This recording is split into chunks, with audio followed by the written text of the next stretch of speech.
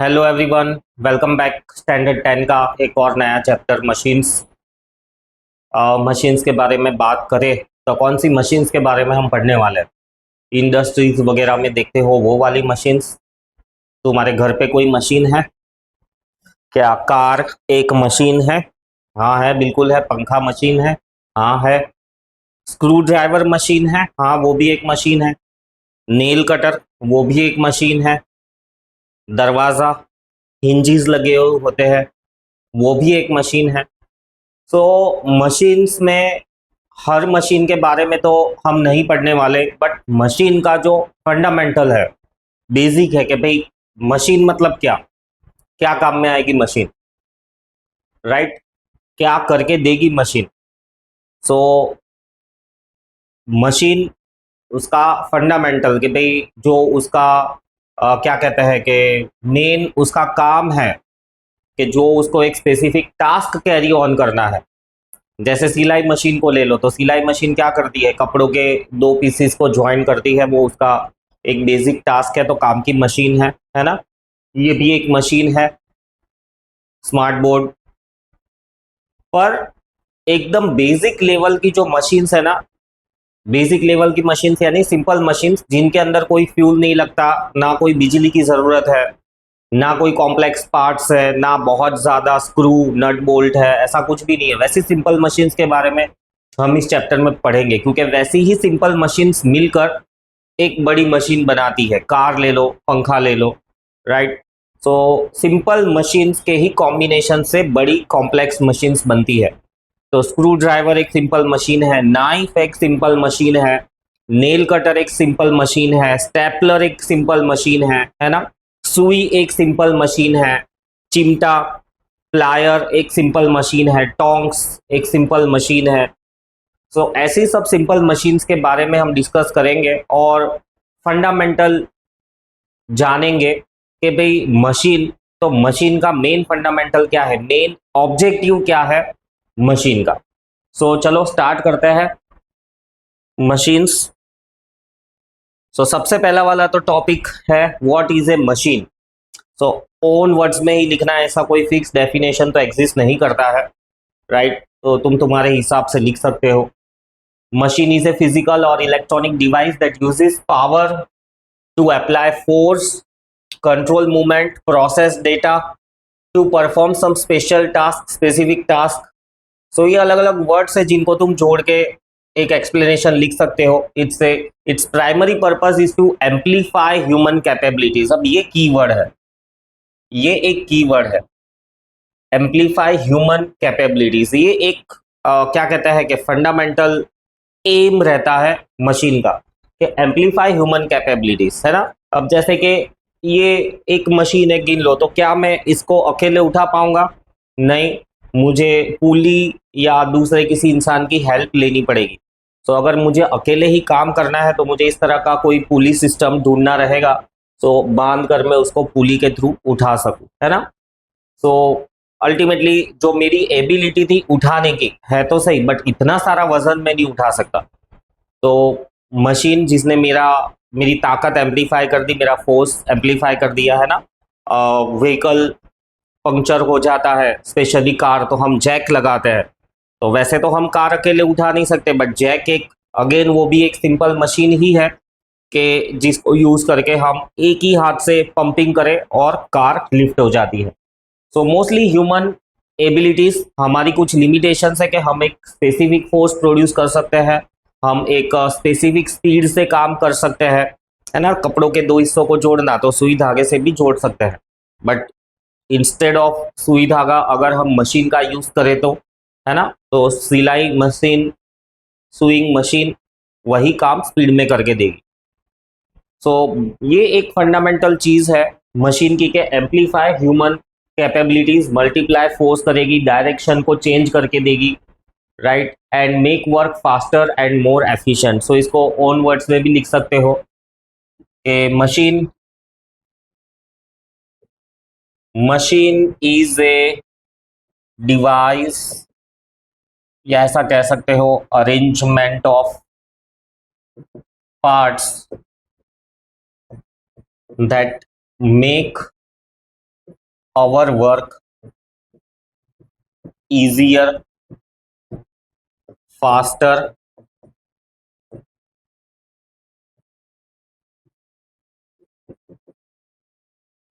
convenient, है ना? So machine is a device that make our works faster, easier, convenient, right? So ये ऐसे भी तुम मशीन को लिख सकते हो, फिर एलाबरेट कर सकते हो इसको, right? So this is about A machine. ये कुछ सिंपल मशीन है, व्हील एंड एक्सेल व्हीकल्स में यूज होते हैं, है ना? लीवर हैवी चीज को उठाने के लिए तुमने देखा होगा कि इस तरह का एक रॉड यूज करते हैं, मेटल का हो लकड़े का हो, है ना? ऐसा फंसा के फिर ऐसा ऊपर करते हैं। जनरली वो ये डब्बा वगैरह, घी का डब्बा है तो उसके अंदर जो वो फ्लिप टाइप के ढक्कन होते हैं उनको खोलने के लिए ऐसे फंसाते हैं नीचे की तरफ, में भी हाथ रखते हैं या में भी कोई फलक्रम कहते हैं उसको, सपोर्ट रखते हैं।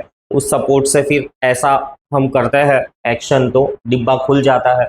तो वो लीवर, इंक्लाइन प्लेन, भारी सामान सीधा ऐसा उठाकर रखना या सीढ़ियों से ले जाने से बेटर है इंक्लाइन प्लेन। इंक्लाइन प्लेन से थोड़ा काम आसान हो जाता है। पुली, कुएं में झुककर ऐसे खींचोगे, गिरने का भी डर रहता है, सो बेटर है ऊपर पुली फिक्स्ड है तो मैं ऐसे खींचूंगा। ऐसे खींचने में क्या, मैं मेरा वजन भी यूज कर सकता हूं बाल्टी को लिफ्ट करने के लिए। स्क्रू, फोर्स मल्टीप्लायर, वेज, धारदार चीज, इसको कॉमनली हम वेज कहते हैं, कुल्हाड़ी कह दो, फावड़ा कह दो, चाकू कह दो, नेल कटर कह दो, इन सबको कॉमनली हम वेज कहते हैं। तो ये सारी कुछ सिंपल मशीन्स है जो हम डे टू डे लाइफ में यूज करते हैं, डायरेक्टली इनडायरेक्टली हमारी लाइफ डिपेंडेंट है। तो ये कहना सही है कि machine is a device that make our work faster, easier and convenient. और कुछ लिख सकते हैं हम इसके बारे में, ये भी लिखा ही हुआ है तो तुम ओन वर्ड्स भी इसमें ऐड कर सकते हो। नेक्स्ट बढ़ते हैं सिंपल मशीन। जैसा कि मैंने कहा कॉम्प्लेक्स मशीन्स तो हमारे सिलेबस में अभी नहीं है। सिंपल मशीन्स ये जो दिख रही है कि जिसके अंदर ना कोई फ्यूल की ज़रूरत होती है, राइट, ना ही कोई ज़्यादा कॉम्प्लेक्सिटीज इन्वॉल्व है उनको यूज़ करने में।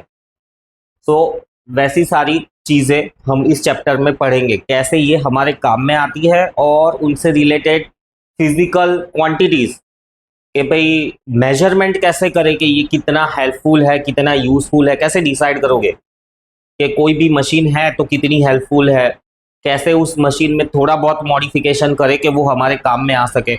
सो फिजिक्स के टर्म्स में कैलकुलेशंस, टर्मिनोलॉजीज जो उन मशीन्स को डिफाइन करेगी, राइट, फिजिकल क्वांटिटीज जो मशीन से किया हुआ वर्क डन जो है वो एक्सप्लेन करेगी। So what is a simple machine? Simple machine कह दो या सिर्फ मशीन कह दो, फिलहाल एक ही बात है। तो simple machine is a basic device with few और no moving parts that makes our work easier, faster, convenient. It works by changing the direction, strength of force, allowing you to move heavy objects or do physical tasks using less efforts. So again own words में ये भी कोई specific define नहीं है but एक explanation है, तुम्हें 3 से 4 लाइन में लिखते आना चाहिए। इसके साथ साथ तुम चाहो तो एग्जांपल्स भी ऐड कर सकते हो कि for an example screw driver, है ना? स्क्रू ड्राइवर क्या करता है, मल्टीप्लाई कर देता है फोर्स को, है ना? तो screwdriver as a force multiplier.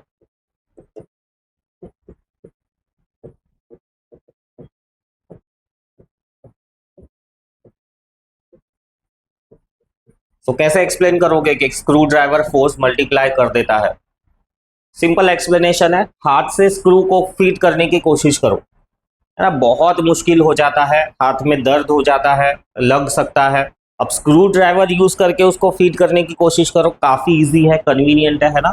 तो इस स्क्रू ड्राइवर क्या करता है, हम हाथ से ही उसको फीड कर रहे थे बट अब स्क्रू ड्राइवर से भी हाथ से ही फीड कर रहे हैं, बट स्क्रू ड्राइवर ने हमारा फोर्स मल्टीप्लाई कर दिया।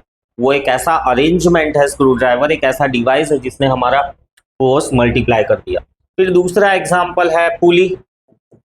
पुली क्या करेगा, pulley changes the direction of effort. मैंने कहा कि बहुत बार कैसा हो जाता है कि ऐसा पुल करना बहुत टीडियस होता है, बहुत कम्बरसम होता है, बहुत कह सकते हो कंटालाजनक होता है, राइट? झुके रहना, गिरने का डर, कन्वर्सली पुली यूज किया है ना, तो हम ऐसे खींचना ज्यादा कंफर्टेबल फील करेंगे। सो पुली एक एग्जांपल है जो डायरेक्शन चेंज कर देता है। नाइफ भी एक एग्जांपल है जो फोर्स मल्टीप्लाई करता है, force multiplier. So basically changing the direction, right, multiplying the force, right, reducing the force multiplier, यानी ऐसा भी कह सकते हो कि reduce effort। ये कुछ फंडामेंटल चीजें हैं जो सिंपल मशीन्स के अंदर होनी चाहिए या सिंपल मशीन्स के पास बाय डिफॉल्ट होती ही है। तो इनको कीवर्ड्स लेकर तुम चल सकते हो कि ये कीवर्ड्स है जो सिंपल मशीन को डिफाइन करते हैं या सिंपल मशीन्स को डिस्क्राइब करने में तुम्हें यूज करने चाहिए। Force multiplier, reduce effort, change the direction of effort, right. So ये सब कीवर्ड्स है। नेक्स्ट है कॉम्प्लेक्स मशीन।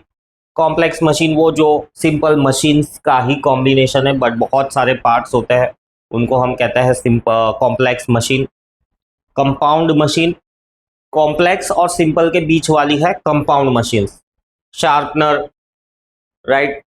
बुलडोजर, वैसे तो ये कॉम्प्लेक्स मशीन ही है बुलडोजर, बट इसको मैकेनिकली भी चलाया जा सकता है। Clipper, escalator. तो कुछ कंपाउंड है, कुछ कॉम्प्लेक्स है। वैसे एस्कालेटर को तुम कंपाउंड में भी रख सकते हो, कॉम्प्लेक्स में भी रख सकते हो। ये सिंपल एस्कालेटर में ऐसे कुछ खास नहीं है, सिर्फ दो मोटर्स की लगी होती है, वो मोटर्स घूमती रहती है। अब उसमें थोड़ा और मॉडिफिकेशंस कर दो, सेंसर्स जोड़ दो कि भाई कोई नहीं है तो बंद हो जाए, कोई आता है तो चालू हो जाए, तो फिर वो थोड़ा कॉम्प्लेक्स की तरफ चला जाएगा, राइट। सो कॉम्प्लेक्स मशीन वो मशीन है जिसके अंदर बहुत सारे सिंपल मशीन्स है। कोई कॉम्प्लेक्स टास्क परफॉर्म कर रहा है, कंप्यूटर एक कॉम्प्लेक्स मशीन है। Bye linking the fundamental tools together they work in unison, एक साथ काम करती है सो दैट ह्यूमन एफर्ट्स कम किए जा सके, फोर्स को मल्टीप्लाई किया जा सके, एक्सेट्रा एक्सेट्रा।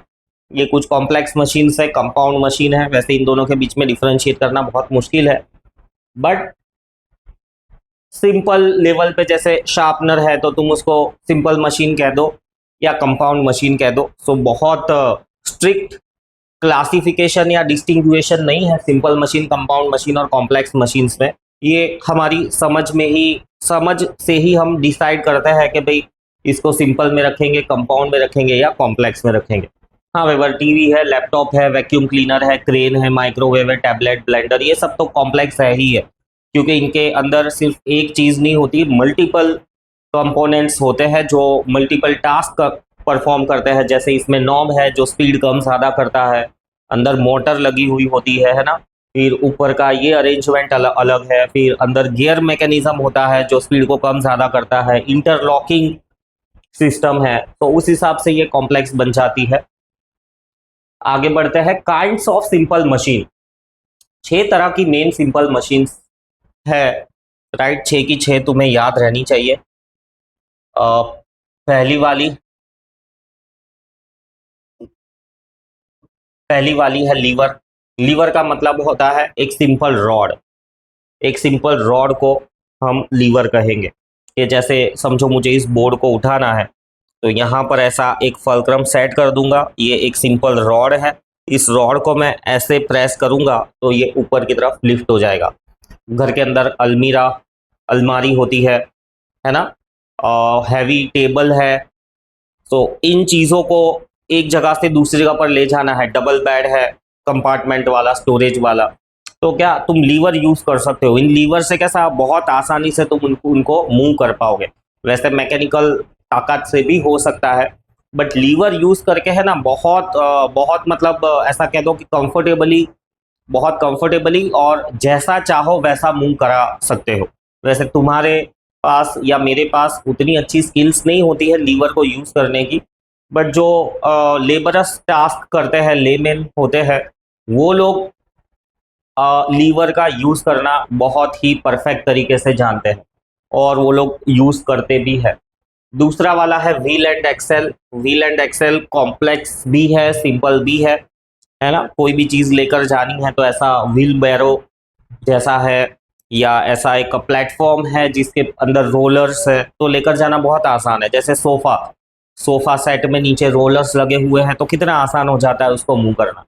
तो वो जो रोलर्स लगे हुए हैं उनको तुम कह सकते हो व्हील एंड एक्सेल, है ना। गाड़ियों में होता है व्हील होते हैं, एक्सेल होती है जो व्हील्स को कनेक्ट करती है, इंजन का पावर सप्लाई करती है। जैसे तुम ये बैलगाड़ी ले लो, तो बैलगाड़ी में wheel and axle as a simple machine use किए गए हैं। बट कार, ट्रक्स, राइट, इन सब में देख लो तो व्हील एंड एक्सेल एक कॉम्प्लेक्स मशीन बन जाते हैं। फिर तीसरा वाला है पुली। पुली का मतलब एक सिंपल डिस्क, राइट, एक सिंपल डिस्क जो लटकी हुई है ना, कहीं किसी सपोर्ट से लटकी हुई है, या तो सीलिंग से या तो दीवार से। एक एक थ्रेड, एक रोप जाती है, राइट, और फिर उस रोप पर हम एफर्ट अप्लाई करते हैं और बदले में लोड लिफ्ट होता है या लोड नीचे की तरफ जाता है। सो पुली सिंपल एक सर्कुलर डिस्क है। ग्रूव, ग्रूव यानी डिस्क में थोड़ा इस तरह का वी शेप होता है ताकि जो रोप है वो फंस सके उसके अंदर ढंग से। सो पुली। चौथा वाला है इंक्लाइन प्लेन। इंक्लाइन प्लेन मतलब सिंपल ऐसा वुडन प्लैंक, है ना। अब सीधा इस बॉक्स को यहां से ऐसा लेके ट्रॉली में रखना, ये थोड़ा कम्बरसम हो सकता है, राइट। फिजिकल एफर्ट्स बहुत सारे चाहिए होंगे। फिजिकली सही भी नहीं है उस तरह से हैवी लोड उठाकर रखना, मतलब वो तरीका सही नहीं है। बॉडी का जो बैकबोन होता है उसमें प्रॉब्लम हो सकता है। तो इस तरह का प्लैंक यूज करते हुए देखा होगा तुमने। जनरली ये ट्रक्स के अंदर जो सामान वगैरह लोड करते हैं, है ना, सिर पे सामान लेकर आते हैं। इस इंक्लाइंड प्लेन, ये जो टेढ़ा प्लैंक है, इसको फिजिक्स की लैंग्वेज में कहता है इंक्लाइंड प्लेन। उस इंक्लाइंड प्लेन से होते हुए वो लोग ट्रक में, लॉरी में लोड करते हैं।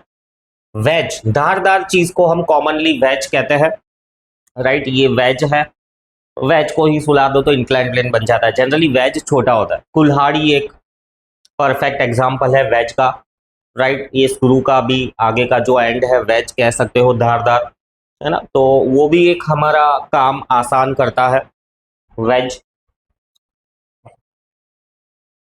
फिर 6 नंबर वाला है screw. Converts the rotational motion into straight line, forward और बैकवर्ड मूवमेंट। तो स्क्रू भी एक सिंपल मशीन है। नेक्स्ट है state the different functions of a machine. क्या है मशीन के फंक्शंस? तो इसमें भी कई सारे फंक्शंस या काफी सारी चीजें तुम ऐड कर सकते हो, राइट।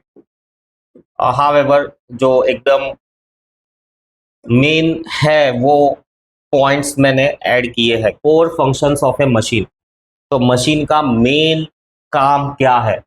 ट्रांसफॉर्म एनर्जी, एक एनर्जी को दूसरी एनर्जी के फॉर्मेट में कन्वर्ट करना, या वन टाइप ऑफ मोशन को दूसरे टाइप ऑफ मोशन में कन्वर्ट करना, राइट। तो वो है, यहां पर लिख सकते हो कि, और जैसा मैंने कहा, transform one type of motion to other, जैसे स्क्रू, राइट। स्क्रू, व्हील्स, जो पुल होता है हमारा उसको रोटेशनल में कन्वर्ट करता है। ट्रांसफर द फोर्स, एक फोर्स, स्क्रू ड्राइवर में मैं फोर्स लगा रहा हूं और स्क्रू ड्राइवर उसी वही फोर्स थोड़ा मल्टीप्लाई करके स्क्रू को दे रहा है। सो transfer force, multiply force, screw driver transfer तो कर रहा है एज वेल एज फोर्स को मल्टीप्लाई भी कर रहा है। चाकू, चाकू क्या करता है? ट्रांसफर फोर्स करता है या मल्टीप्लाई फोर्स करता है? दोनों ही कह दो। वैसे चाकू जब हम यूज करते हैं तो वो जनरली फोर्स मल्टीप्लाई नहीं करता है, बट हमारे हाथ का फोर्स ही ट्रांसफर करता है। स्पीड मल्टीप्लाई करता है, स्टूइंग मशीन स्पीड मल्टीप्लाई करती है ना। फिर ये पुली भी कह सकते हो, पुली सिस्टम भी बेस्ट एग्जांपल है स्पीड मल्टीप्लायर का। स्क्रू ड्राइवर भी एक एग्जांपल है स्पीड मल्टीप्लायर का। तो हर डिवाइस में भी किसी एक में एडजस्ट हो, किसी एक कैटेगरी में एडजस्ट हो, या मे बी उसके अंदर मल्टीपल खासियतें भी हो सकती है। चेंज द डायरेक्शन, ये भी बहुत इंपॉर्टेंट फंक्शन है मशीन का। पुली चेंज द डायरेक्शन, डायरेक्शन बदल देता है जो भी है एफर्ट का। एफर्ट अप्लाई किया है हमने नीचे की तरफ, बट बाल्टी हो रही है लिफ्ट ऊपर की तरफ। स्टीयरिंग व्हील, स्टीयरिंग व्हील भी एक बेस्ट एग्जांपल है, change the direction of the effort, है ना। हम एफर्ट अप्लाई कर रहे हैं और उस एफर्ट्स की वजह से जो कार है, व्हीकल है, उसका डायरेक्शन चेंज होता है। Transform one type of motion to other, या ऐसे और भी दिमाग में आते हैं तो तुम लिख सकते हो। सो ये बेसिक फंक्शंस है, core functions, principal functions of a machine. मतलब अगर तुम मशीन डिजाइन कर रहे हो, कोई स्पेसिफिक मशीन बना रहे हो, तो फॉर श्योर वो मशीन एक या इनमें से मल्टीपल पर्पस सर्व कर रही होगी। ये जो है मल्टीप्लाई फोर्स, इसको हम ऐसा भी लिख सकते हैं कि भाई reduce effort, reduce human effort. हमको कम ताकत लगानी पड़ेगी, बदले में काम ज्यादा आसानी से हो जाएगा। आगे बढ़ते हैं, terminologies related to a machine, right. ये सारे टर्म्स बहुत ढंग से, बहुत अच्छे से पता होने चाहिए। इनपुट कैसे डिफाइन करेंगे? Work done on a machine is called as input, right. मैं मेरे जो एफर्ट्स लगा रहा हूं उसको हम कहते हैं इनपुट। इसको हम अदर वर्ड्स में ऑल्सो कॉल्ड एज एफर्ट। मतलब जो ताकत मैं लगा रहा हूं ना, मेरी मैकेनिकल स्ट्रेंथ यूज कर रहा हूं, उसको हम कहेंगे एफर्ट या इनपुट। इनपुट का फॉर्मूला भी है, input is equals to effort multiplied by distance. कितना डिस्टेंस मूव किया है एफर्ट ने। पुली का एग्जांपल लेकर समझ सकते हो, मैंने एफर्ट तो अप्लाई किया, बट अल्टीमेटली बाल्टी कितनी मूव हुई है। या तो मैंने जो रोप खींची है, लेट से ये इस यहां से शुरू करें तो ये 1 2 3, तो ये 3 तक में कितनी रोप नीचे की तरफ आई है, वो डिस्टेंस। पुली में भी बहुत कॉम्प्लेक्स कनेक्शंस है, बट ये जो कुएं में से पानी निकालने वाला पुली है ना, उस चीज को, उसको तुम ध्यान में रखो। फिर आता है output.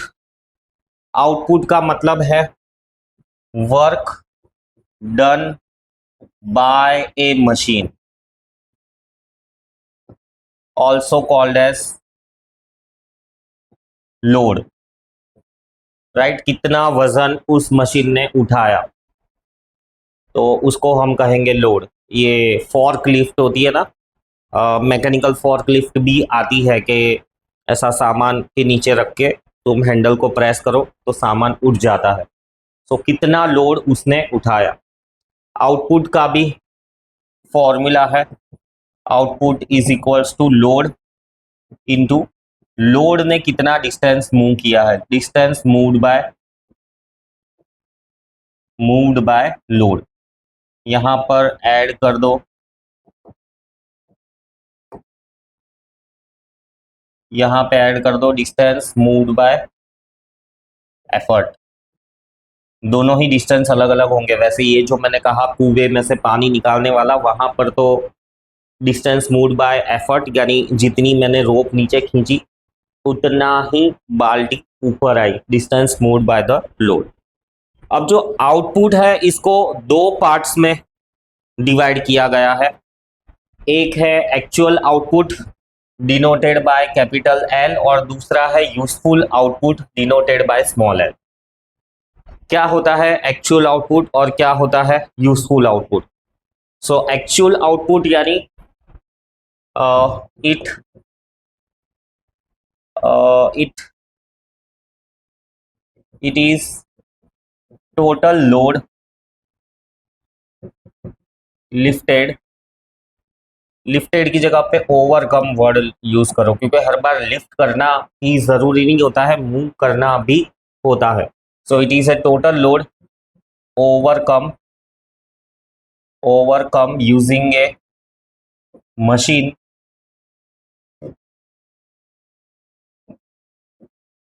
Total load overcome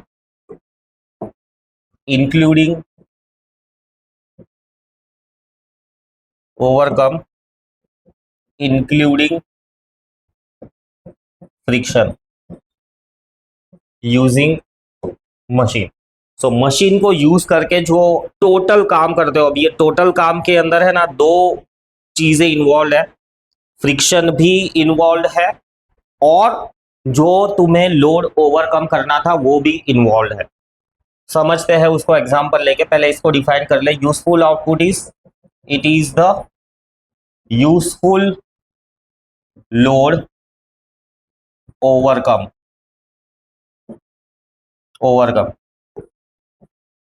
exclude friction from actual load, या तो टोटल लोड कह दो। ये वर्ड्स भी बहुत ढंग से पता होने चाहिए। हाँ, एक्चुअल लोड कहो और टोटल लोड कहो, ये दोनों वर्ड्स का मतलब एक ही है। यहाँ पर वर्ड्स को लेके कंफ्यूजन्स नहीं होने चाहिए। सो एक्चुअल आउटपुट या टोटल आउटपुट है ना, कैपिटल एल, इसको ब्रैकेट में लिख देता हूं मैं कि इसको हम टोटल आउटपुट भी कह सकते हैं। मतलब ये क्वेश्चंस में वर्ड्स यूज होते हैं ऐसा इंटरचेंजेबली। यूजफुल आउटपुट यानी यूजफुल लोड ओवरकम, फ्रिक्शन को एक्सक्लूड कर देना है। इसको समझने के लिए हम एग्जांपल लेते हैं कि lever lifts a load of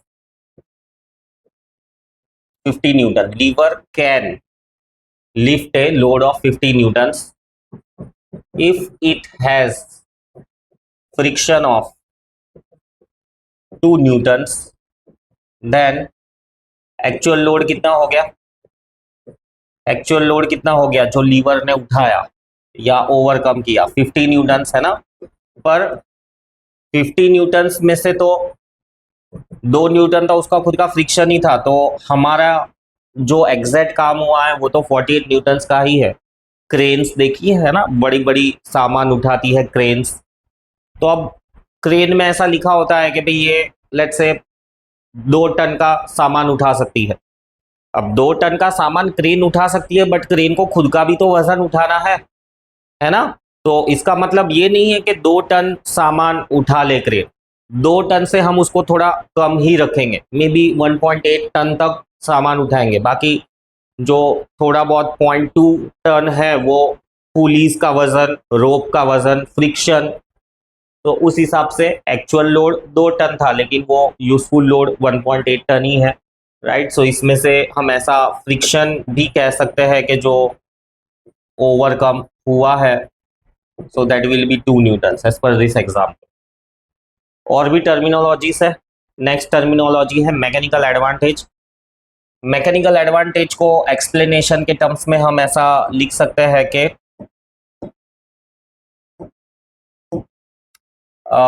it is the mechanical gain obtained by machine. Mechanical gain यानी हमको जो काम करना था उस काम को मशीन ने कितना आसान बनाया। मैंने कहा स्टार्टिंग में कि भाई मशीन्स को हम कुछ मापदंडों पर कंपेयर करेंगे, राइट। उनके जो स्पेसिफिकेशंस, कैरेक्टरिस्टिक्स है, खास करके ये जो सारी फिजिकल क्वांटिटीज है ना, ये सारी फिजिकल क्वांटिटीज मिलके किसी मशीन को डिस्क्राइब करती है कि भाई हाँ ये हमारे काम में आएगी। मतलब एक स्पेसिफिक टास्क को ले लो, जैसे मुझे अलमारी उठानी है। अब अलमारी उठानी है मुझे, तो वेज मेरे काम में आएगा नहीं, इंक्लाइन प्लेन मेरे काम में आएगा नहीं, बट एक सिंपल सा रॉड मेरे काम में जरूर आ जाएगा कि मैं ऐसा फंसा कर अलमारी उठा सकता हूं, है ना।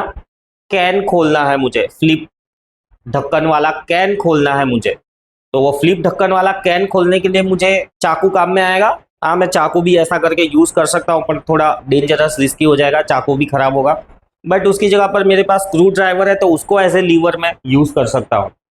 तो कोई भी मशीन, ये जो टर्मिनोलॉजीज है ना, ये टर्मिनोलॉजीज भी है as well as physical quantities भी है, जो मशीन को डिस्क्राइब करती है कि भाई ये कितना काम का है। एक पर्टिकुलर टास्क को लेकर सारे ही मशीन काम के हैं, बट जैसा कि मैंने कहा कि एक स्पेसिफिक टास्क को लेकर वो मशीन कितना काम का है।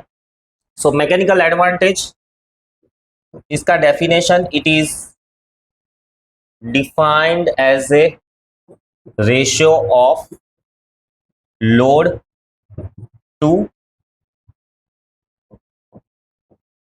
Load overcome to that of effort applied. So ये मैकेनिकल एडवांटेज का फॉर्मूला है। तो mechanical advantage is equals to load upon effort. Capital L लिखा है, मैंने टोटल लोड लिखा है, देखो टोटल लोड लिखा है या एक्चुअल लोड लिखा है। एक्चुअल लोड भी कह सकते हो, टोटल आउटपुट, एक्चुअल आउटपुट, या इसके ये सब सिनोनिम्स है, ये ध्यान रहे। इसको हम ऐसा भी कह सकते हैं, total load, right, actual load. Load की जगह पे भी कुछ वर्ड्स जैसे टोटल रेजिस्टेंस, एक्चुअल रेजिस्टेंस, तो इन सब वर्ड्स को समझना है कि इन सब का मतलब एक ही है। यूजफुल आउटपुट में भी, राइट, यूजफुल लोड, आउटपुट की जगह पे वर्ड लोड भी यूज कर सकते हो।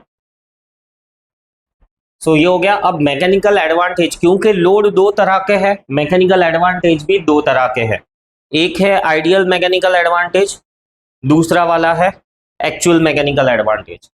तो आइडियल मैकेनिकल एडवांटेज को कैसे डिफाइन करेंगे? Ideal mechanical advantage is load upon effort, it is ratio of total load to total effort.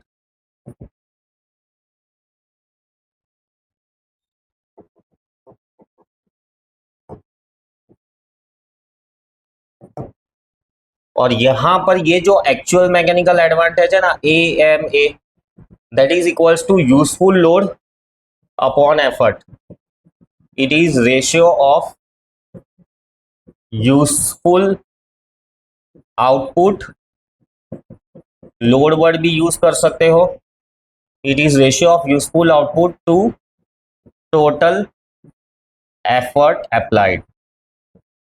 तो समझ जरूरी है, और फिर उसके बाद में इनके जो डिस्क्रिप्शंस है ये भी जरूरी है। ये इसको IMA करके रिप्रेजेंट करता है, ये IMA, राइट, और ये एक्चुअल मैकेनिकल एडवांटेज AMA, है ना।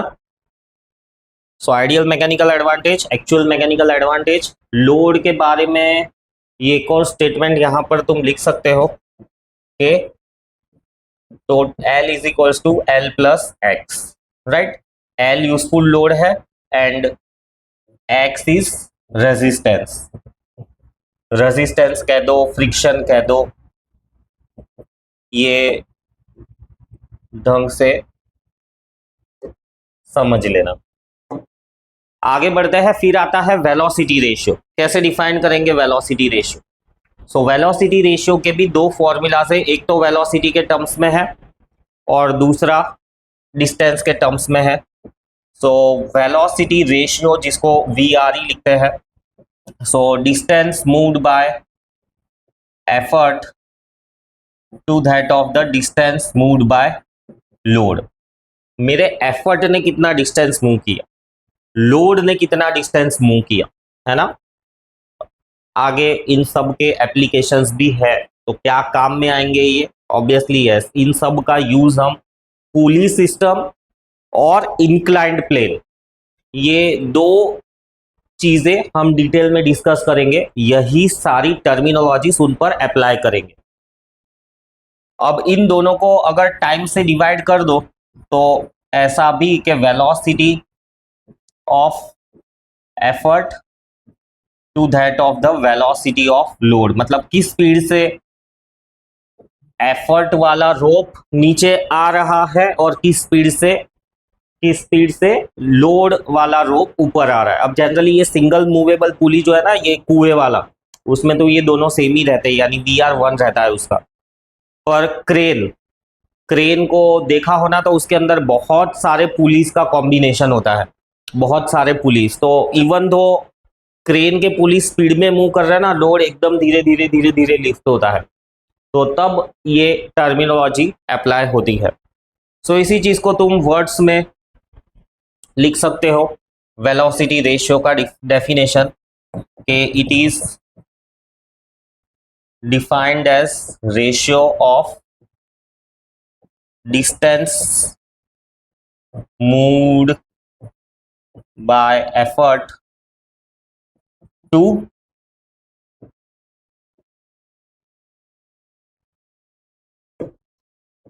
Distance moved by load. और फाइनली एफिशिएंसी, ये अगेन एक टर्मिनोलॉजी है जो मशीन को डिस्क्राइब करती है। Efficiency is denoted by eta. Efficiency is defined as output upon input. Simple, ये फॉर्मूला है, परसेंटेज में मेजर होती है, मल्टीप्लाई बाय 100 कर दो।